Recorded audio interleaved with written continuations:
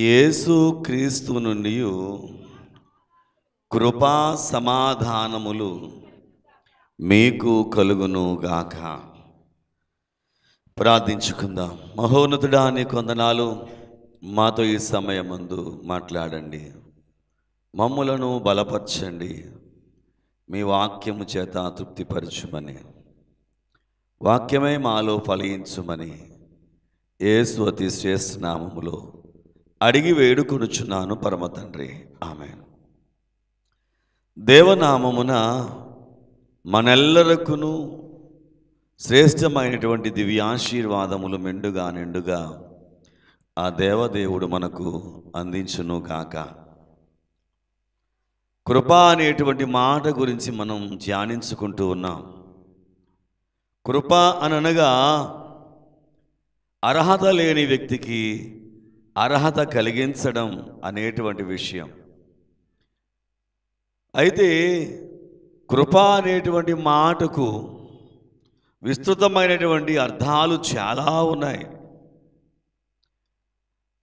ఆ అర్థాలను మనము ధ్యానించినటువంటి సమయంలో మనకు అర్థమైనటువంటి విషయం ఏమిటి అని అంటే, ఆయన కృప లేకపోతే ఈ భూమి లేదు, మనము లేము అనేటువంటి విషయాలు అర్థమవుతాయి. అందరికీ సమాంతర కృప ఉంది. మనకు క్షమాపణ కృప. ఎవరైతే ఆయనను అంగీకరిస్తారో, పాపాలు క్షమించబడ్డాయి అని అనుకుంటారో, అట్టి వారికి ఆయన క్షమాపణ కృపను అందించేవాడని నేర్చుకున్నాం. అయితే మనమందరము ఇప్పుడు ఎక్కడికి చేరాలి అని అంటే, దేవుని యొక్క కృపాసనమునొద్దకు మనము ముందు చేరాలి. ఎక్కడికి చేరాలి? దేవుని కృపాసనము దగ్గరకు మనము చేరితే మనము మరింత ఆశీర్వాదములకు వారసులముగా మార్చబడతాము. హెబ్రీ పత్రిక 4వ అధ్యాయము 16వ వచనములో మనం చదివినప్పుడు అక్కడ వ్రాయబడినటువంటి మాట, గనుక మనము కనికరింపబడి సమయోచితమైనటువంటి సహాయము కొరకు కృప పొందునట్లు ధైర్యముతో కృపాసనమునొద్దకు చేరుదము. అనగా కృప పొందడానికి మనము చేయాల్సినది ఏమిటి అని అంటే, ఆయన కృపాసనము దగ్గరకు మనము చేరాలి. కృపాసనము అనంటే ఆయన కూర్చుండేటువంటి సింహాసనము. మన మందిరములో మనము ఏర్పాటు చేసుకున్నటువంటి ప్రభువారు కూర్చుండేటువంటి స్థలమని ఏదైతే ఎంచుతున్నామో అదే కృపాసనం. కృపాసనము అనగా కృపను ఇచ్చేటువంటి సింహాసనం. అది కృపకు ప్రతిరూపమైనటువంటి సింహాసనమది. కృప మనకు అందించడానికి ఆయన ఎప్పుడూ సిద్ధంగానే ఉన్నాడు అని చెప్పడానికి ఆధారముగా ఉన్నటువంటి స్థానం అది. మనము ఎక్కడికి చేరాలి అనంటే కృపాసనమునొద్దకు చేరాలి. చాలా స్పష్టంగా మాట్లాడుతున్న మాట ఏమిటి అనంటే, కనికరింపబడి సమయోచితమైన సహాయము కొరకు. ఏమి కావాలి ఇప్పుడు మనకు? సమయోచితమైనటువంటి సహాయం కావాలి. ఆ సమయానికి ఏది మనకి కావాలో దానిని మనము పొందుకోవాలి. ఆ సమయంలో ఏది మనకు ఆయన అందించడానికి సిద్ధంగా ఉన్నాడో దానిని పొందుకోవడానికి సిద్ధంగా ఉండాలి. ఒక పాత్ర పగిలిపోయినప్పుడు దానికి ఏదైతే అతికించబడడానికి వాడబడుతుందో అది అతికించబడేది కదా అని మనం సహజంగా ఉత్తరాలు అంటించడానికి ఆనాటి కాలంలో ఏం చేసేవారు అంటే, మనకు జిగురు కావాలి అని అంటే దేన్ని వాడేవారు మీరు? జిగురుకు బదులుగా ఏం వాడేసేవాళ్ళం? అన్నం మెతుకులు తీసుకుని ఇలాగంటే మరి ఒక పాత్రను అంటించడానికి సరిపోతుందా? అది ఒక పాత్ర పగిలింది లేకపోతే చిట్లింది అని అంటే అన్నం మెతుకులు సరిపోతాయి అక్కడ? అక్కడ కావలసినటువంటిది ఏదైతే ఉందో అది దానికి సరిపోయేదిగా ఉంది. అనగా సమయోచితమైనటువంటి కృప అంటే ఏ సమయంలో నీకేది ఇస్తే అది నీకు ఉపయోగపడుతుందో, ఏ సమయంలో నీకు అది ప్రసాదించబడితే నీకు అది మేలుగా మారుతుందో అట్టిది సమయోచితమైనటువంటి కృపను పొందుటకు ధైర్యముతో కృపాసనమునొద్దకు చేరదాం. అంటే భయపడొద్దు ఎవరు, మనకు దొరుకుతుందా అని అనుకోవద్దు ఎవరు, అడిగితే ఇస్తాడా లేదా అనేటువంటి సంశయాలు మనకి అవసరము లేదు. ఆయన ఏది అడిగినా అడుగు వాటన్నింటికంటే ఊహించు వాటన్నింటికంటే అత్యధికముగా చేయచూచేటువంటి వాడు కనుక ఆయన నీకు ఖచ్చితంగా చేయడానికి సిద్ధంగా ఉంటాడు. దేవుని స్తోత్రం, హల్లెలూయా. కనుక ఈ కృపాసనము దగ్గరకు మనము చేరాలి. అయితే ఈ కృపాసనము దగ్గరకు మనము చేరితే ఆయన మనకు ఏ రూపాలలో తన కృపనిస్తాడు అని మనము ఆలోచన చేస్తే కనుక మొట్టమొదటిగా ఆయన మనకి ఇచ్చింది ఏమిటి అంటే వాక్యము అనేటువంటి కృప మనకు ఆయన ఇచ్చాడు. ఏమిచ్చాడు ఆయన? వాక్యమే మనకు కృపగా ఇచ్చాడు. అని ఈ మానవ జీవితానికి కావలసింది ఏమిటయ్యానంటే వాక్యం. ఏమిటా వాక్యం? ఆ వాక్యము కృపా సత్య సంపూర్ణుడుగా మన మధ్య నివసించను. యోహాను సువార్త 1వ అధ్యాయము 14వ వచనములో కనిపించినటువంటి ఈ మాట, శరీరధారి అయి కృపా సత్య సంపూర్ణుడుగా మన మధ్య నివసించెను అనేటువంటి మాట. కనుక ఇప్పుడు మొట్టమొదటిగా మనకు ఆయన కృప ఎలా అందించబడిందనంటే వాక్యము శరీరధారిగా మారి క్రీస్తు ప్రభువు వారే ఆ వాక్యంగా మారి మనకు అందించబడింది. దేవునికి స్తోత్రం, హల్లెలూయా. అనగా వాక్యమే కృపగా మార్చబడింది, అది శరీరమును ధరించుకుంది. ఆయన కృపాసనము దగ్గరకు మనము చేరవలసినటువంటి ఆవశ్యకత క్రీస్తు ప్రభువు వారి ద్వారా మనకు కలిగించబడింది, అందించబడింది. ఆ వాక్యమే శరీరధారిగా కృపా సత్య సంపూర్ణుడుగా మన మధ్య నివసించబడింది. 20వ అధ్యాయం అపోస్తలుల కార్యములు 32వ వచనంలో మనం చూస్తే కనుక అక్కడ ఒక మాట వ్రాయబడి ఉంటుంది. ఇప్పుడు దేవునికిని ఆయన కృపావాక్యమునకును మిమ్మును అప్పగించుకొనుచు ఉన్నాను. దేవుని స్తోత్రం. ఎవరికి అప్పగిస్తున్నాడంటే ఆయన కృపావాక్యానికి మనలను అప్పగిస్తున్నాడు. అనంటే నువ్వెప్పుడైతే ఆయన కృపాసనము దగ్గరకు చేరాలని కోరుకుంటావో నిన్ను ఆయన తన బిడ్డగా స్వీకరిస్తాడు. కృపా సువార్తకు మిమ్మల్ని అప్పగిస్తున్నాను. సువార్త అనంటే మంచి వార్త. ఏమిటి మంచి వార్త అనంటే క్రీస్తు ప్రభువు వారి లోకానికి వచ్చారు, మన నిమిత్తమై మన పాపములన్నీ ఆయన మోసారు, మన పాపములకు ఆయన శిక్ష అనుభవించారు, మరణించి మరలా తిరిగి లేచారు అనేటువంటి మాటకు ఏదైతే ఉందో మనము దానిని విశ్వసించాము అనేటువంటి విషయము మనము ఇతరులకు చెప్పేదే సువార్త. కనుక ఈ సువార్త అనేటువంటిది ఇప్పుడు మనకు అందించబడింది. మనము ఈ సువార్తకు ఏం చేయబడ్డాము? అప్పగించబడ్డాము. అనగా ఈ సువార్త క్రీస్తు ప్రభువు వారిని గురించినది కనుక నీ జీవితంలో ఇప్పుడు ఈ కృప ఏ రూపములో కనిపిస్తుంది అనంటే క్రీస్తు ప్రభువు వారే ఆ వాక్యమై, క్రీస్తు ప్రభువు వారే సువార్తగా, అంటే నీకు అందించబడినటువంటి క్రీస్తు అనేటువంటి ఈ వాక్యము నీలో నుంచి ఏమవ్వాలి అనంటే అనేక మందికి ఈ కృపను సువార్త ద్వారా అందించడం నేర్చుకోవాలి. నీకు వచ్చింది ఊరుకుంటావా? మా ఆయనకి అని అంట. ఏదైనా ఫంక్షన్కి వెళ్ళామనుకోండి, అక్కడ గిఫ్ట్ ఇస్తున్నారనుకోండి, ఖచ్చితంగా నువ్వేం చేస్తావు? నువ్వు తీసుకున్న వెంటనే వెళ్ళు లైన్లోకి వెళ్ళు. అక్కడ ఏమిస్తున్నారు? రిటర్న్ గిఫ్ట్లు ఇస్తున్నారు, వెళ్ళు. అంటే తను పొందుకున్నటువంటి ఈ గిఫ్టు అందరికీ రావాలని ఎలాగైతే కోరుకుంటున్నావో, వాక్యం అనేటువంటి క్రీస్తు ప్రభువు వారిని నీకు అందించాడు కనుక అందుకున్నటువంటి నీవు చేయాల్సింది ఏమిటయ్యానంటే ఈ క్రీస్తు సువార్తను అందరికీ అందించాలి. సువార్తకు మనం అప్పగించబడ్డామని రాశాడు. మనం ఇప్పుడు చేయాల్సిన పని ఏమిటయ్యానంటే ఈ సువార్తను ఈ లోకానికి మనము ప్రకటించాలి. యేసుక్రీస్తు ప్రభువు వారు చెప్పినటువంటి ద గ్రేట్ కమిషన్ అంటారు దాన్ని. సర్వ సృష్టికి వెళ్ళి సువార్తను ప్రకటించండి, తండ్రి యొక్కయు కుమారుని యొక్కయు పరిశుద్ధాత్మ యొక్కయు నామమున వారిని బాప్తిస్మము అందించండి. మత్తయి సువార్త 8వ అధ్యాయం చివరి వాక్యంలో ఆయన పలుకుతున్నటువంటి మాట క్రీస్తు ప్రభువు వారు స్పష్టంగా. కనుక సువార్త చేయాల్సిన బాధ్యత మనకు అందించబడింది. ఈ కృపను పొందుకున్న మనము ఈ సువార్తని లోకానికి అందించాలి. దేవునికి స్తోత్రం, హల్లెలూయా. కనుక కృపా సువార్త మనము అందిస్తే ఆ కృపా సువార్త యొక్క ఫలాలు ఈ లోకానికి చాటించాల్సినటువంటి బాధ్యత మనకుంది.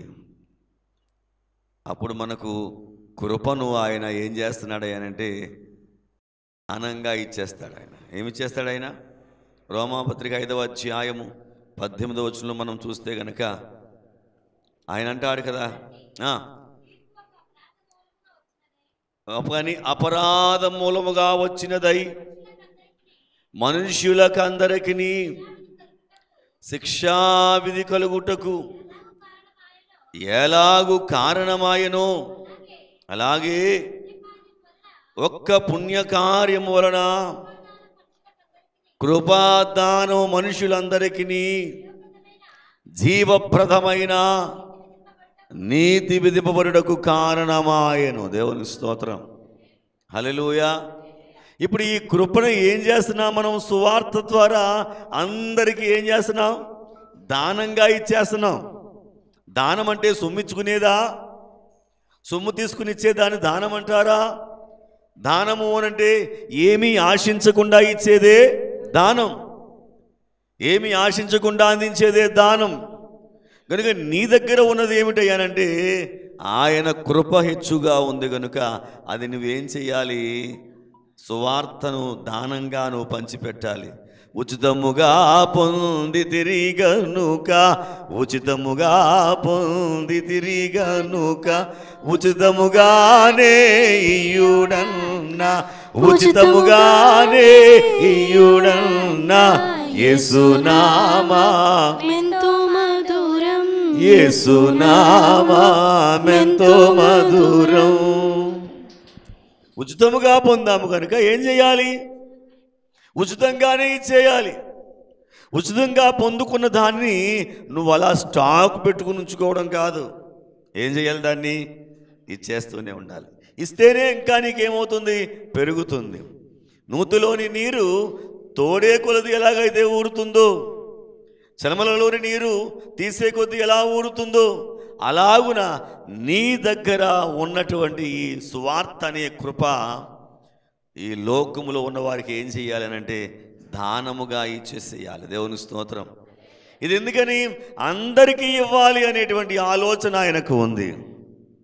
ఇది అందరికీ విస్తరించబడాలి అంటే అర్హత లేని వారందరికీ అర్హత కల్పించేటట్లుగా ఆయన నీ పట్ల కృప చూపించాడు కనుక.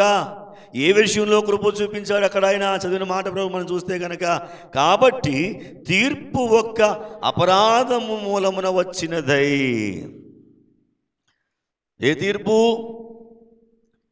ఆదాము అవ్వలు చేసినటువంటి ఆ ఒకే ఒక్క అపరాధము లేక పాపం ఏదైతే ఉందో దానిని బట్టి వారికి ఏమొచ్చింది? పాపం వలన వచ్చు జీతము మరణమనేటువంటి తీర్పు వారికి వచ్చింది.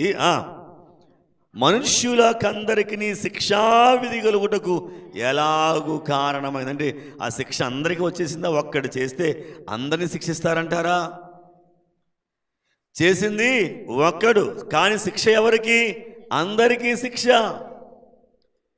ఎలాగైతే ఇది అందరికీ శిక్ష అనేటువంటిదిగా ఉందో అదే రీతిగా ఏమంటాడు అనంటే ఎలాగూ కారణమైందో అలాగే ఒక్క పుణ్యకార్యము వలన ఏంటంటే చెప్పండి, ఒకే ఒక్క పుణ్యకార్యం. ఏమిటా పుణ్యకార్యం? క్రీస్తు ప్రభువు వారు నీ నిమిత్తము చనిపోయాడు, రక్తము పెట్టాడు అనేటువంటి ఒక్క పుణ్యకార్యం,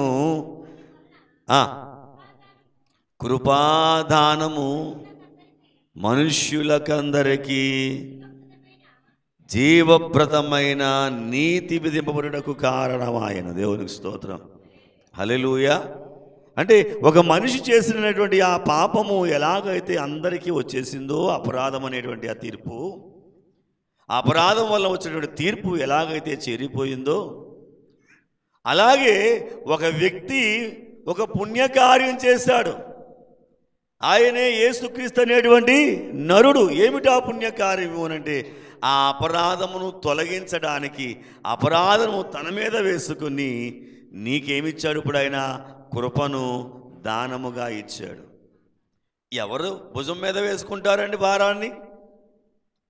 నువ్వు దొంగతనం చేస్తే నేను చేశానులే, శిక్ష అనుభవిస్తానని చెప్పేవాడు ఎవడైనా ఉన్నాడా?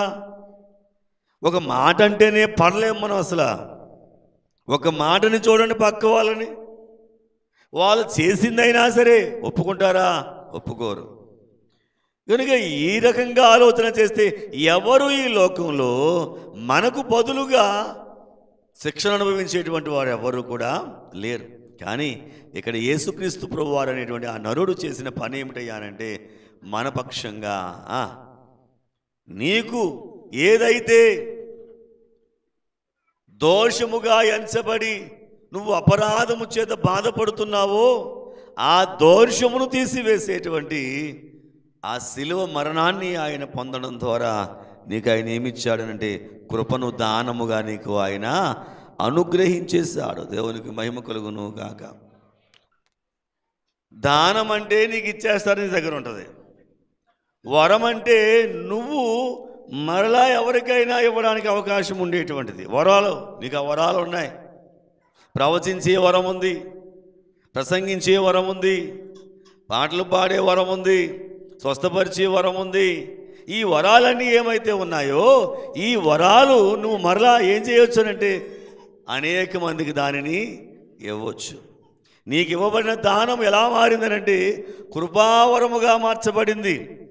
ఇప్పుడు నీలో అది ఉంచబడింది. ఏమిటి అనంటే క్రీస్తు అనేటువంటి వరమే, కృపావరము నీకు ఇవ్వబడింది. ఇప్పుడు నువ్వేం చేయాలి?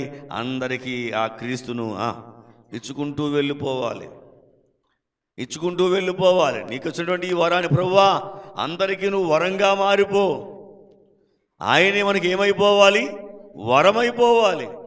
ఇక మనము అనేక మందికి ఇచ్చుకుంటూ వెళ్ళగలిగేటువంటి అవకాశాన్ని దేవుడు అందించేవాడుగా ఉంటాడు.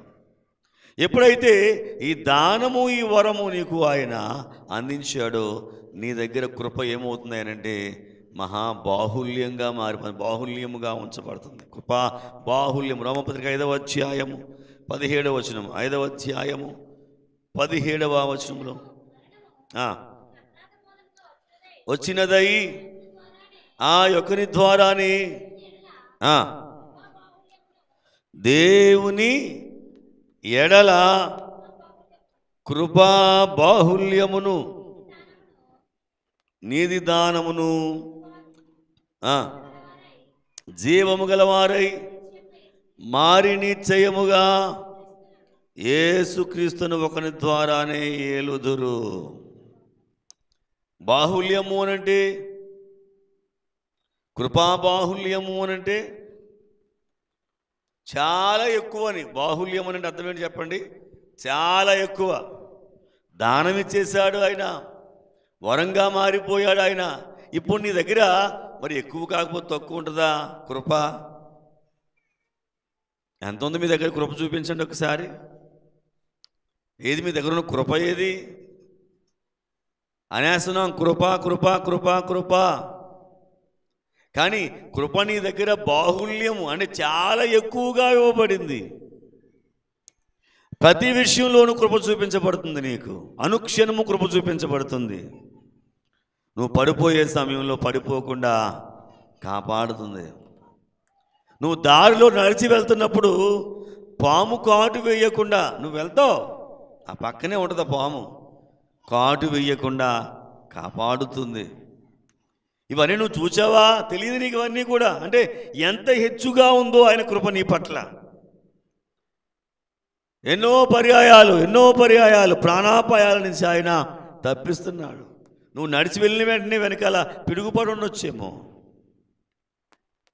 నువ్వు దిగేసిన బస్సే ఎదరికి వెళ్ళిన తర్వాత యాక్సిడెంట్ అయ్యి నువ్వు కూర్చున్న ప్లేస్లో ఉన్నవాడే చనిపోవచ్చేమో. అంటే నీకు ఇవన్నీ అర్థం కావు.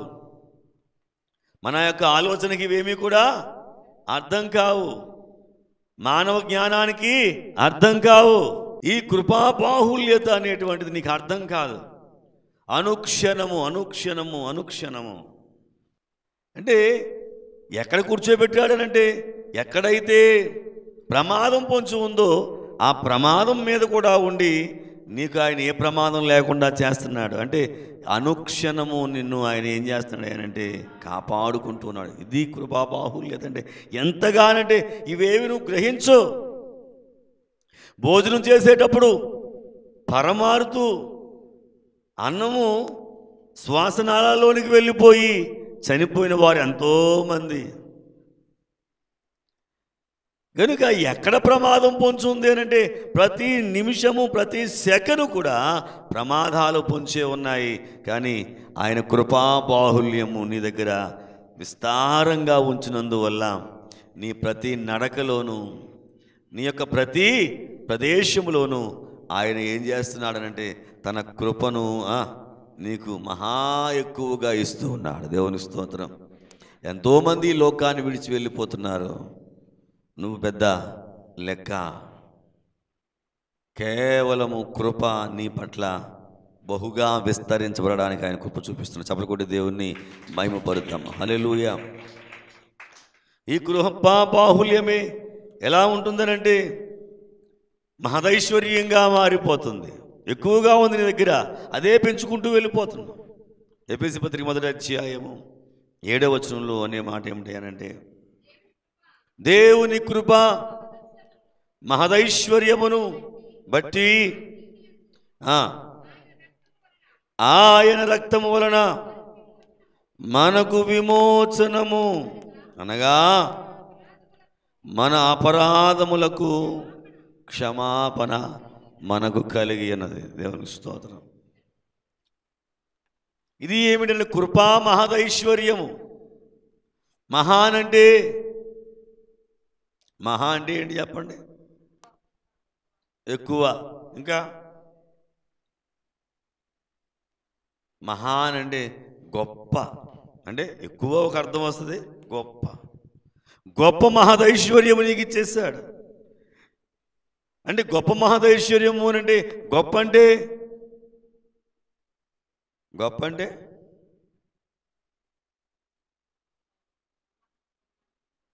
గొప్ప అనంటే ప్రతిష్ట, ఒక ప్రత్యేకత, ఒక ఉన్నతమైన స్థానం, ఒక మహా అంతస్తు నీకు ఇచ్చారు. వాళ్ళు గొప్ప వాళ్ళండి అని అంటే అర్థం ఏంటి? ఉన్న వాళ్ళనే కాదు, అన్నింటిలోనూ ఆశ్రదించబడ్డారని అర్థం. అంటే ప్రత్యేకపరచబడిన వారని అర్థం. కనుక దేవుడు ఏమన్నాడంటే నువ్వు కూడా ప్రత్యేకమైన వాడవే, ప్రత్యేకమైన దానవే ఆయనకి. ఏ ఒక్కరు కాదు. ఈ లోకంలో నువ్వు చూస్తే వీళ్ళ గొప్ప అనిపిస్తుంది ఏమో, కానీ ఆయన దృష్టిలో నువ్వు కూడా ఆయనకి ఏమై ఉన్నావో తెలుసా? మహా గొప్ప దానం, ప్రత్యేకమైన దానవు. నువ్వు స్వస్థత కావాలా? వాడుకో. సొమ్ములు కావాలా? వాడుకో. ఆరోగ్యం కావాలా? వాడుకో. చదువులు కావాలా? వాడుకో. ఇల్లు కావాలా? వాడుకో. ఏదైనా సరే కావలసినవెల్లా కనబడగలవు, ఏవి అడిగిన వారిని ఇచ్చివేయును తండ్రి అన్నాడు. దేవుని స్తోత్రం. ఆయన ఇచ్చివేస్తాడు. ఇచ్చివేయును తండ్రి అని. ఇచ్చివేసేటువంటి వాడు ఆయన. ఇక 7వదిగా మనము చూస్తే ఎఫెసీ పత్రిక 1వ అధ్యాయంలోని 4వ వచనంలో అంటాడు కదా, ఎట్లనగా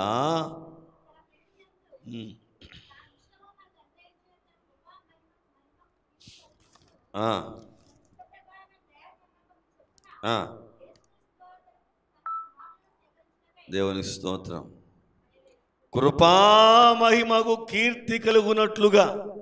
ఎవరిది కృపామహిమ? ఆయనకు ఉన్నటువంటి మహిమ. కృప అంటే మీరు ఎక్కువగా ఆలోచించకండి. కృప అంటే ఆయనే. ఏంటి చెప్పండి? కృప అంటే ఆయనే. ఆయనే కదా శరీరధారిగా వచ్చాడు, వాక్యమే కదా. కనుక ఈ కృప ఏదైతే ఉందో, కృపా సత్య సంపూర్ణుడు ఏదైతే ఉన్నాడో, ఆ మహిమకు కీర్తి కలుగునట్లుగా తన చిత్త ప్రకారము దయా సంకల్పము చొప్పున యేసుక్రీస్తు ద్వారా కుమారునుగా స్వీకరించుటకై, దేవునికి స్తోత్రం. చాలా ప్రాముఖ్యమైన మాట అండి ఇది, చాలా ప్రాముఖ్యమైన మాట.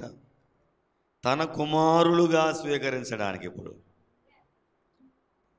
ఎంత గొప్ప కృప అనంటే కుమారుడే. ఇంకొప్పుడు కుమారుడు అంటే ఉన్నవాటన్నింటి మీదకి వాడికి ఏమొస్తుంది చెప్పండి? హక్కులు వచ్చేస్తాయి, వారసత్వం వచ్చేస్తుంది.